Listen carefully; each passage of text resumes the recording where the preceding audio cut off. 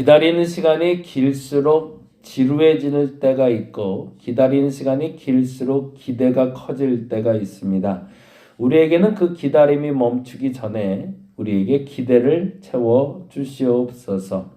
불안도 지루함도 없게 하시고 하나님 보시기에 합당한 일들이 일어날 줄 믿고 기대하며 하나님 앞에 나아가는 시간들 되게 하여 주시옵소서.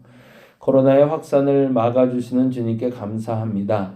우리 대한민국을 지켜주셔서 감사합니다. 잘 이겨낼 수 있도록 하여 주옵시고 모쪼록 이번 코로나19의 모든 기간에 우리가 뿌려야 될 씨는 무엇이며 거두어야 할 건 무엇이고 비워야 될 건 무엇인지 알게 하여 주시옵소서. 다음 주 월요일부터는 이제 본격적으로 우리 이전하는 곳에 대해서 공사가 시작이 됩니다. 하나님 다리목교회가 허락하신 장소인 줄 믿사오니 이 지역을 위해서 우리를 위해서 무엇보다도 하나님의 영광을 위하여 마음껏 사용하여 주시옵소서. 감사합니다. 고마우신 예수님 이름으로 기도드렸습니다. 아멘. 아멘. 오늘은 히브리서 말씀 보는 날인데요. 신약성경의 353페이지 여간에 있고요. 히브리서 1장 1절에서 14절까지 말씀 먼저 읽고 오늘은 3절까지만 얘기하고 다음 주 월요일 날 4절부터 하면 어떨까 생각은 드는데 일단은 1절부터 14절까지 같이 한 목소리로 천천히 읽도록 하겠습니다. 옛적에 선지자들을 통하여 여러 부분과 여러 모양으로 우리 조상들에게 말씀하신 하나님이 이 모든 날 마지막에는 아들을 통하여 우리에게 말씀하셨으니 이 아들을 만유의 상속자로 세우시고 또 그로 말미암아 모든 세계를 지으셨느니라. 이는 하나님의 영광의 광채시요 그 본체의 형상이시라. 그의 능력의 말씀으로 만물을 붙드시며 죄를 정결하게 하는 일을 하시고 높은 곳에 계신 지극히 크신 이의 우편에 앉으셨느니라. 그가 천사보다 훨씬 뛰어남은 그들보다 더욱 아름다운 이름을 기업으로 얻으심이니 하나님께서 어느 때에 천사 중 누구에게 너는 내 아들이라 오늘 내가 너를 낳았다 하셨으며 또다시 나는 그에게 아버지가 되고 그는 내게 아들이 되리라 하셨느냐. 또 그가 맏아들을 이끌어 세상에 다시 들어오시게 하실 때에 하나님의 모든 천사들은 그에게 경배할지어다 말씀하시며 또 천사들에 관하여는 그는 그의 천사들을 바람으로 그의 사역자들을 불꽃으로 삼으시느니라 하셨으되 아들에 관하여는 하나님이여 주의 보좌는 영영하며 주의 나라의 규는 공평한 규이니이다. 주께서 의를 사랑하시고 불법을 미워하셨으니 그러므로 하나님 곧 주 하나님이 즐거움의 기름을 주께 부어 주를 동료들보다 뛰어나게 하셨도다 하였고 또 주여 태초에 주께서 땅에 기초를 두셨으며 하늘도 주의 손으로 지으신 바라. 그것들은 멸망할 것이나 오직 주는 영존할 것이요 그것들은 다 옷과 같이 낡아지리니 의복처럼 갈아입을 것이요 그것들은 옷과 같이 변할 것이나 주는 여전하여 연대가 다음이 없으리라 하였으나 어느 때에 천사 중 누구에게 내가 내 원수로 내 발등상이 되게 하여까지 너는 내 우편에 앉아있으라 하셨느냐. 모든 천사들은 섬기는 영으로서 구원받을 상속자들을 위하여 섬기라고 보내심이 아니냐. 아멘. 4절부터 14절까지는 천사와 예수님을 비교하는 이야기가 나오고 있는데요. 4절부터 14절까지 그 얘기는 우리 다음 주 월요일 날 나누기로 하고요. 1절에서 3절까지 이야기를 중심으로 같이 좀 말씀을 나눴으면 좋겠어요. 히브리서는 저자가 누군지를 잘 몰라요. 저자가 모르고 65년에서 70년 사이니까 아마 사도 바울이 돌아가시기 직전에 기록된 글로 사람들에게 회자가 되었던 것 같습니다. 그래서 사람들은 사도 바울이 저자가 아닐까. 이게 일반적으로 서신은 그리고 회람 편지는 사도 바울이 많이 썼으니 그게 아닐까 생각도 하고, 누가일 가능성도 있다. 뭐 브리스길라와 아굴라가 아닐까? 아볼로가 아닐까? 뭐 여러 가지 이야기들을 하기도 합니다.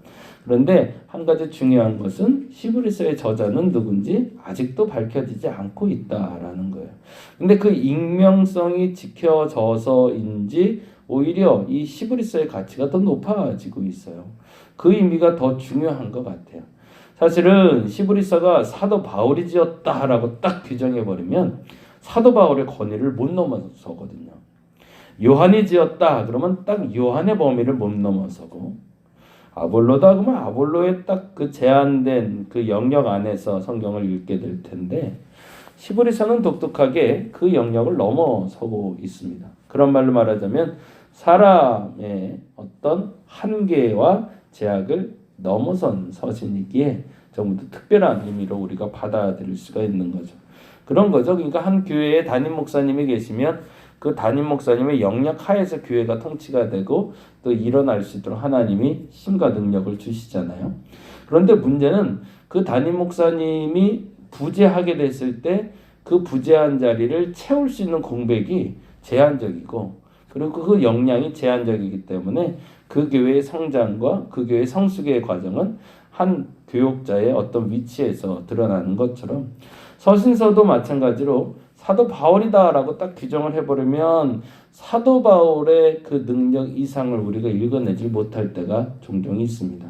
그런 의미에서 오히려 익명성을 가지고 하나님이 직접 우리에게 주신 계시와 같은 느낌으로 히브리서를 본다면 훨씬 더 충실하게 히브리서를 볼 수 있지 않을까라는 생각을 해요. 그래서 저자가 불분명하기 때문에 히브리서의 정경의 어떤 위치가 흔들리지 않을까라는 우려보단 오히려 거꾸로 정경의 위치가 더 견고할 수 있도록 저자가, 기자가 없다는 것도 다른 의도가 있다, 의미가 있다, 이렇게 보시면 좋을 것 같고요. 실질적으로 히브리서의 전체적인 큰 흐름은 환란이 시작됐고요. 결국엔 환란이 시작됐고, 그 환란 때에 유대교 그리스도인들, 유대교를 믿었다가 그리스도인이 된 이들 중에 아유 못 살겠다, 그리스도인 하지 말고 나 다시 유대인 할래 라고 돌아가는 사람들, 그래서 유대교로 다시 돌아가는 사람들에게 너희들 잘못하는 거야, 글로 가는 게 아니고 이쪽으로 가는 거야 라고 얘기해 주는 게 바로 히브리서가 됩니다. 그래서 전체적인 큰 틀에서 기자가 없고, 그러니까 기록한 사람이 없다는 것이 오히려 더 그 정경으로서의 위치를 견고하게 할 수 있다. 그리고 또 하나, 유대인들이 말하고 있는 잘못된 메시아에 대한 하나님의 구원에 대한 그 기준에 대해서 더 명확하게 짚어주고 있다. 이렇게 보시면 좋을 것 같고요. 또 하나는 히브리서는 우리가 너무나 잘 아는 대로 전체적인 흐름에서 나오는 것이 신앙 고백서입니다. 그래서 히브리서는 믿음을 내가 고백하는 마음에서 읽어내면 훨씬 더 충분한 은혜, 더 충만한 은혜 경험할 수 있습니다. 그래서 보실 때 이 보는 관점에 따라서 달라지긴 하겠지만 그것을 아멘으로 받아들이시면서 내가 믿는 예수는 누군가? 내가 바라봐야 될 예수는 누군가? 내가 믿은 믿음의 본체는 무엇인가를 점검해 보시면 의도가 그리고 의미가 잘 새겨질 거라고 생각이 됩니다.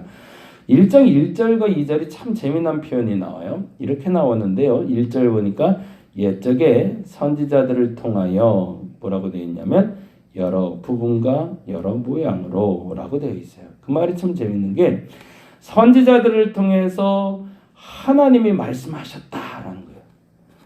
선지자들을 통해서 하나님이 말씀하셨다. 근데 방법이 어떻게 하면 여러 부분, 여러 모양이에요. 그건 무슨 말이냐면 선지자들이 전한 하나님의 말씀은 완전하지는 않다라는 거예요. 그 말이 무슨 말이냐면 하나님의 말씀은 완벽합니다. 정확하게 성경을 말씀드릴 때 제가 완전하다, 온전하다라는 표현을 쓰는데 완전한 건 100%꽉 차서 더 가하기도 더 감하지도 않아도 되는 상태를 완벽함, 완전함이라고 얘기한다고 그랬잖아요. 그런데 온전함은 조금 다른 의미인데 100% 완벽해서 더 가감할 필요가 없는 상태가 아니라 온전한 건 지금 쓰기에 가장 적절한 상태를 얘기합니다. 초등학생이 초등학생 수준의 문제를 풀 수 있으면 적합해요. 아이들은 장난감 몇 개만 있어도 하루 종일 재미있게 놀아요. 아이들은 한 10만 원만 있어도 엄청나게 큰 돈이고 그 돈으로 마음껏 자기들이 하고 싶은 걸 할 수 있어요. 근데 어른들은 1000만 원을 줘도 부족한 사람이 있고 1억을 줘도 부족한 사람이 있어요. 요번 공사를 한번 진행하면서 보니까 그래요. 공사는 견적을 어떻게 내냐에 따라 달라지더라고요. 어떤 사람은 천차만별로 어마어마하게 많이 내는 사람이 있고 어떤 사람은 적게 내는 사람이 있어요. 근데 요번에 만난 분이 저에게 참 지혜로운 얘기를 했는데 공간은 그 공간의 주인이 가진 만큼 만들어진다는 얘기를 하더라고요. 근데 가진 만큼이라는 게 돈을 말하기도 하지만 제 머릿속에 그릴 수 있는 만큼 그려진다는 거죠. 그걸 우리는 역량이라고 하는데 선지자들은 완전한 하나님의 말씀을 받은 것이 아니라 온전한 말씀을 받았다는 거죠. 그 시기에 적합할 만큼 초등학생에게 10만 원이 넉넉하다면 딱 10만 원만큼 이 성인이 1억이 필요하다면 1억만큼 그만큼 뚝뚝뚝뚝 얘기해 주셨다는 거죠. 그런데 그것은 완전한 건 아니죠. 그러나 그 당시 그 자리에서 쓰기에는 가장 적합한 걸로 주셨다라는 거예요. 그런데 2절에 이렇게 얘기합니다. 이 모든 날 마지막에는 뭐라고 되어 있죠? 아들을 통하여. 아들은 누굴 얘기할까요? 바로 예수 그리스도를 얘기하죠. 참 재미난 표현인데 2절에 이렇게 되어 있죠. 이 모든 날 마지막에는 아들을 통하여 우리에게 말씀하셨으니. 그러니까 하나님이 말씀하셨대요. 옛날부터 계속 선지자들을 통해서 온전하게. 그런데 마지막 날에는 그건 뭐죠? 이제 더 이상 날이 없다라는 거죠. 더 이상 이런 기회가 없다. 근데 그 마지막 그 기회가 없는 그날에 아들을 통해서 우리에게 말씀하셨다. 그 말은 뭐예요? 다음에 이렇게 나오잖아요. 이 아들을 만유의 상속자로 세우시고 또 그로 말미암아 모든 세계를 지으셨다. 그래서 모든의 동그라미 만유의 동그라미 해놓으면 좋을 것 같아요. 그건 무슨 말일까? 아까 말했던 건 온전함이라면 지금 말하는 건 완전함이죠. 단지 선지자들은 본인의 시기, 본인의 상황, 본인의 환경, 본인의 만나는 사람들에게 가장 적합한 말씀을 전한 사람들이었다면 예수는 이 땅에 오셔서 시대를 초월하고 공간을 초월하고 상황을 초월하고 사람을 초월해서 모든 사람들에게 필요한 모든 사람에게 꼭 맞는 말씀을 전달해 주셨다는 거죠. 그래서 예수가 우리의 신앙의 완성이라고 얘기를 하는 거죠. 근데 여기서 참 재미난 건 예수께서 우리에게 오신 이유가 단지 인간의 구원을 위해서만 오신 게 아니라는 그 표현이에요. 그게 2절에 나온 만유의 상속자시고 그로 말미암아 모든 세계를 지으셨다라는 표현입니다. 그건 뭐죠? 인간 구원의 목적을 위해서 오시기도 했지만 예수로 말미암아 모든 것이 다시 질서가 새롭게 잡히게 될 거라는 거죠. 그래서 우리가 잘 아는 대로 창세기 1장 1절은 하나님이 태초에 천지를 창조하시니라 라고 하면서 창조의 주도권이 하나님께 있음을 이야기하고 있고요. 요한복음 1장에 잠깐 한번 찾아볼까요? 요한복음 1장 1절에서 3절 신약성경 142페이지가 내 있는데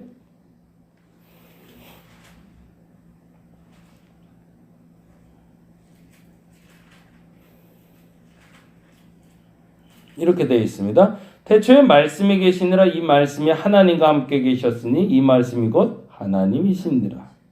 그가 태초에 하나님과 함께 계셨고 그 다음에 뭐라고 되어 있죠?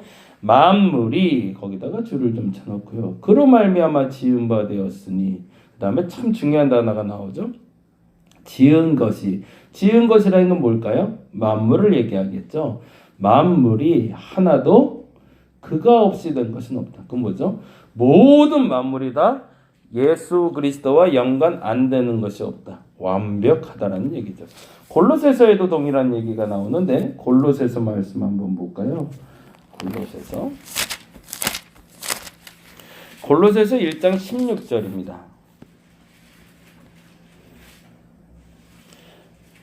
골로새서 1장 16절 17절 324페이지 어간에 있는데 역시 똑같은 얘기가 나옵니다. 324페이지 어간에 아주 멋진 표현인데요. 16절에서 17절 만물이 그에게서 창조되되 하늘과 땅에서 보이는 것들과 보이지 않는, 여기서는 아주 명확하게 하죠.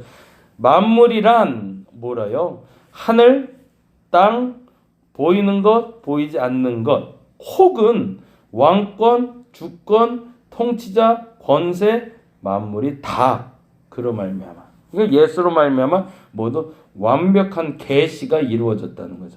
그래서 그를 위해서 창조되었고 17절에 이렇게 되어 있죠. 또한 그가 만물보다 먼저 계시고 만물이 그 안에서 함께 섰느니라 라고 얘기합니다. 그건 무엇일까요?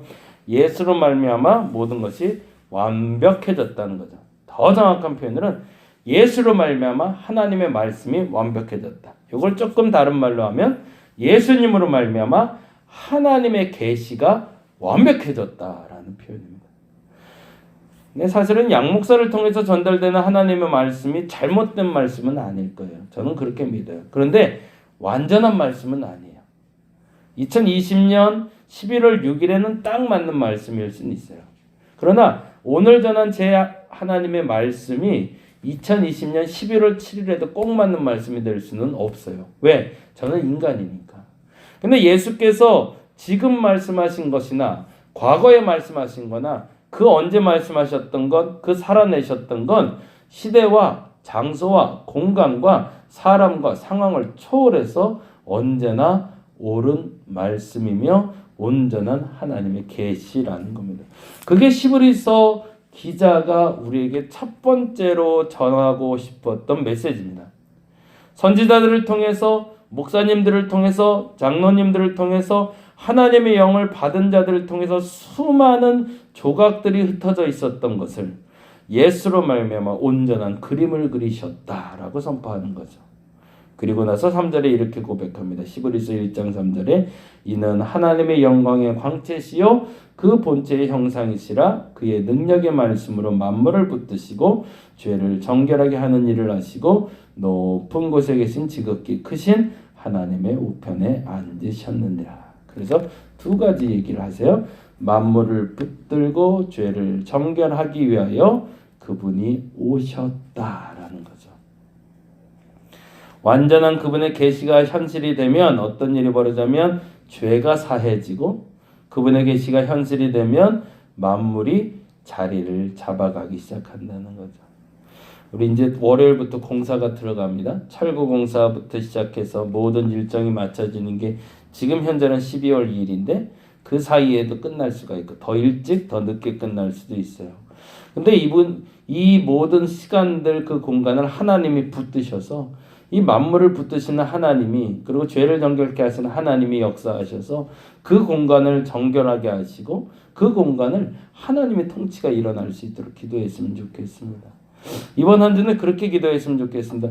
내게 가장 완벽한 예수 그리스도를 말씀으로 계시하여 주셨으니 그 예수를 믿게 해달라고. 다른 건 너무 의지하지 말고 그 예수 의지해서 조각과 부분을 쫓는 내가 아니라 완전한 예수를 쫓는 내가 되게 해달라고 기도하는 우리가 되기를 간절히 바랍니다. 기도하겠습니다. 사람의 생각은 제약이 있습니다. 제한이 있습니다. 그런데 예수의 생각은 제약이 없습니다. 제한이 없습니다. 만물의 통치자여 만물의 시작이여 만물의 창조가 예수임을 믿습니다. 완전하신 예수, 완전하신 하나님을 나는 믿습니다. 그 완전한 하나님 믿고 완전한 예수 믿고 쫓아가오니 내 삶이 완전해지게 하여 주옵시고 예수로 가득 채워져 만물의 통치가 일어나는 것처럼 이 땅의 통치를 경험하게 하시고 이 땅에 함께 계셔서 죄를 정결케 하심을 알게 하여 주시옵소서. 이제 다음 주 월요일부터 공사가 시작됩니다. 드드드드 소리가 날 거고 그리고 사람들이 왕래하게 될 겁니다. 그 공간을 정결하게 하시고 그 공간에 하나님의 통치가 일어나게 하여 주시옵소서. 물질을 공급하시고 사람을 공급하시고 상황을 공급하시고 필요를 채워주시며 하나님 보시기에 꼭 맞는 지역에 꼭 필요한 우리에게 참 행복한 만족스러운 공간 되게 하여 주시옵소서. 감사합니다. 고마우신 예수님 이름으로 기도드렸습니다. 다 같이 기도하고 돌아가겠습니다.